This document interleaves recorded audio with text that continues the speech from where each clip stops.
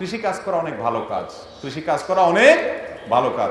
আল্লাহর জমিনে কয়েকটা শ্রেষ্ঠ পেশা যদি থাকে তার ভিতরে একটা হলো কৃষিকাজ। আমাদের নবী করিম সাল্লাল্লাহু আলাইহি ওয়াসাল্লাম স্বয়ং কৃষিকাজে অংশগ্রহণ করেছেন, খেজুর গাছ লাগিয়েছেন। বহু নবী রাসূলগণ কৃষিকাজ করেছেন এবং কৃষিকাজ এমন গুরুত্বপূর্ণ কাজ যে এই যে দুর্ভিক্ষের ঘনঘটা শোনা যাচ্ছে সারা দুনিয়াতে, অর্থনৈতিক মন্দা, যুদ্ধের কারণে, নানা কারণে, এখন কিন্তু সারা দুনিয়ার সবার মুখে একই সুর যে খালি জায়গাগুলোতে গাছগাছাল লাগানো, ঠিক না? তো ভাবসাব আসে সুখের দিনে, যখন বিপদে পড়ি আমরা তখন সবাই জায়গায় আসি। নবী করিম সাল্লাল্লাহু আলাইহি ওয়াসাল্লামের এত হাদিস আছে কৃষিকাজের ফজিলতের ব্যাপারে। মা মিন মুসলিমিন ইয়াজরাউ যারআন আও ইয়াগরিসু গারসান, কোন মুসলমান যদি কোনো গাছ লাগায়, কোনো চাষাবাদ করে, সেখান থেকে কোনো পশু পাখি খায়, আল্লাহ রাব্বুল আলামিন ওই লাগানো বালা ব্যক্তিকে তাদের খাওয়ার কারণে সাদকার সওয়াব দিবে। আমি প্রায় বলি যে আপনি 200 মানুষ খাওয়াতে পারবেন।